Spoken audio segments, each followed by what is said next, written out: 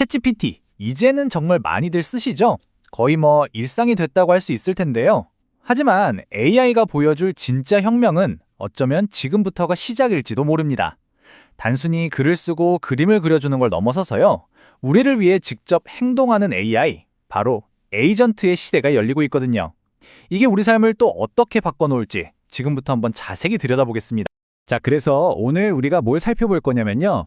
먼저 AI가 어떻게 새로운 2단계로 접어들었는지부터 시작할 거고요.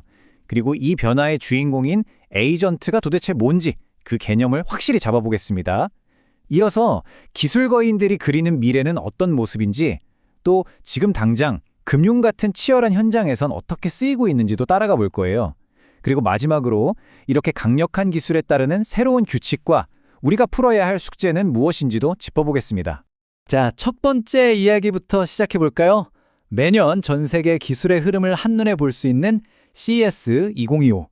여기서 나온 가장 뜨거운 화두를 통해 AI가 어떻게 그냥 보여주기 기술에서 벗어나 진짜 행동하고 돈을 버는 단계로 진화하고 있는지 알아보겠습니다. 네, CS 2025를 관통한 가장 중요한 키워드가 바로 AI 2단계 수익화였습니다. 이게 무슨 뜻이냐면요. 이제 기술업계 전체의 관심이 와, 이런 AI도 만들 수 있네? 하는 감탄의 단계를 넘어서 그래서 이 AI로 무슨 일을 해서 어떻게 가치를 만들 건데 하는 아주 현실적인 질문으로 넘어왔다는 신호입니다. 이 두 단계의 차이가 바로 핵심인데요. 1단계의 생성형 AI가 우리가 시키는 대로 글 써주고 그림 그려주는 똑똑한 비서였다면요. 2단계의 행동형 AI, 즉 에이전트는 저기까지 가야 해 라고 목표만 딱 던져주면 알아서 길 찾고 도구를 쓰고 스스로 판단해서 과업을 수행하는 해결사에 가깝습니다. 이 상황을 정말 한 문장으로 딱 보여주는 말이 있어요. 키움증권 보고서에 나온 말인데요. AI는 더 이상 선택이 아닌 생존 전략이다.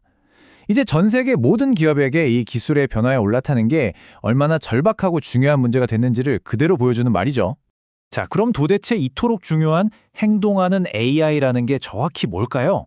우리가 계속 얘기할 AI 에이전트의 정의부터 명확하게 짚고 넘어가 보죠.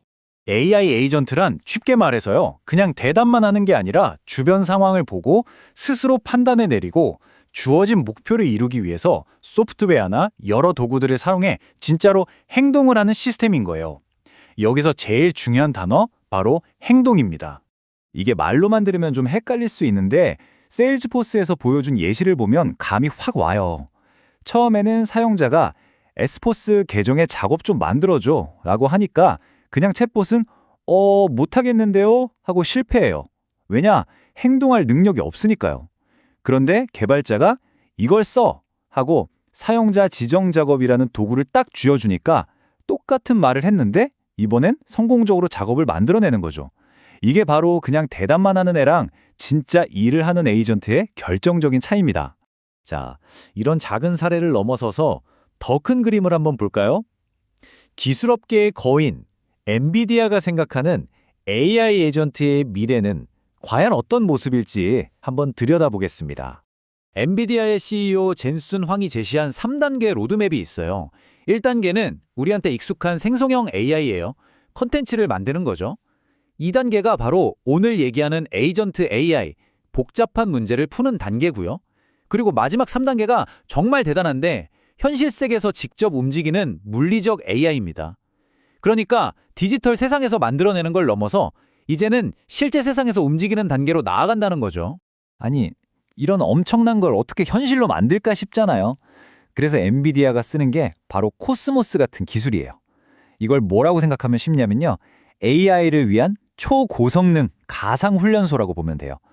진짜 로봇을 만들어서 막 부딪히고 깨지게 하면서 가르치는 게 아니라 가상의 세계, 그러니까 디지털 트윈 안에서 안전하게 수백만 번 넘어지고 부딪히면서 현실의 물리법칙을 완벽하게 배우게 하는 거죠. 엄청 효율적이죠? 그렇게 훈련받은 AI들이 현실에 나오면 바로 이런 모습이 되는 겁니다. 보세요. 수천, 수만 개의 상품을 알아서 척척 정리하는 똑똑한 물류창고. 그리고 사람이 운전하는 것보다 더 정교하게 밭을 가는 자율주행 트랙터. 물리적 AI가 우리 산업의 기본부터 완전히 뒤바꿔 놓고 있는 현장입니다. 자, 이렇게 좀 미래적인 얘기들을 해봤는데 이걸 지금 당장 우리 현실에서 가장 민감하고 또 중요한 분야 중 하나인 금융 쪽으로 가져와 보면 어떨까요?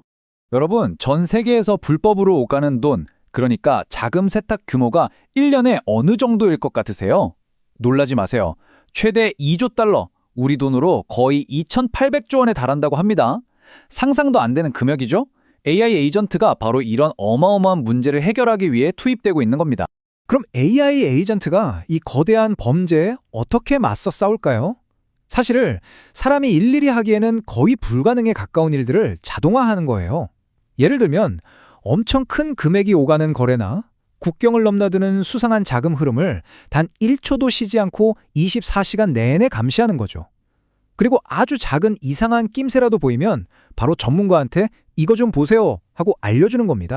당연히 이렇게 강력한 도구가 등장하니까 금융 전문가들 사이에서는 이거 그냥 막 쓰게 둬서는 안 된다는 목소리가 나오고 있어요. 그래서 새롭고 명확한 가이드라인이 필요하다고 주장하는 거죠. 그 원칙은 아주 명확해요.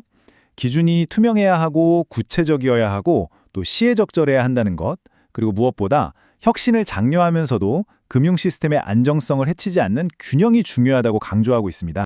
맞아요. 이렇게 엄청난 힘에는 항상 그림자가 따르게 마련이죠. 마치 동전의 양면처럼 우리가 지금까지는 상상도 못했던 새로운 종류의 위험이 고개를 들고 있습니다. 여기서 안전성과 보안성이라는 두 단어의 차이를 아는 게 정말 중요해요. 안전성은 뭐냐면요. AI 자율주행차가 스스로 오작동해서 사고를 내지 않도록 막는 거예요. 기술적인 결함 문제죠. 그런데 보안성은 차원이 다른 얘기입니다.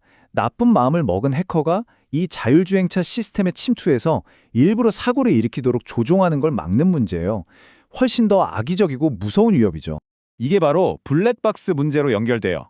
AI 에이전트가 우리 대출을 거절하거나 투자 결정을 내리는 것처럼 우리 삶에 직접적인 영향을 주는 판단을 스스로 내렸다고 해봅시다. 그런데 왜 그런 결정을 내렸어? 라고 물어봤을 때 그 이유를 아무도 설명할 수 없다면 과연 우리가 그 결정을 신뢰하고 받아들일 수 있을까요? 여기서부터는 기술을 넘어서는 아주 깊은 윤리적 딜레마가 시작되는 겁니다. 자, 그럼 이제 정리를 좀 해볼까요? 이 새로운 에이전트의 시대를 맞이해서 우리는 앞으로 어떤 길을 가게 될까요? 오늘 이야기의 핵심 딱 4가지로 정리해 볼게요. 첫째, AI는 이제 단순히 뭔가를 만들어내는 걸 넘어서 직접 행동하는 단계로 가고 있다. 둘째, AI 에이전트는 사람이 하던 복잡한 일들을 여러 단계에 걸쳐서 스스로 해낼 수 있다. 셋째, 그래서 물류부터 금융까지 우리 산업의 판도를 바꾸고 있다. 그리고 마지막으로 바로 그 강력함 때문에 보안과 윤리라는 아주 무거운 숙제를 우리에게 던져주고 있다. 이겁니다. 마지막으로 여러분께 이 질문을 던지면서 마무리하고 싶습니다. 우리를 대신해서 AI 에이전트가 점점 더 많은 일을 스스로 알아서 하게 된다면 과연 그 순간 진짜 상황을 통제하고 있는 건 누구일까요? 우리일까요? 아니면 AI일까요? 생각해 볼 만한 문제죠.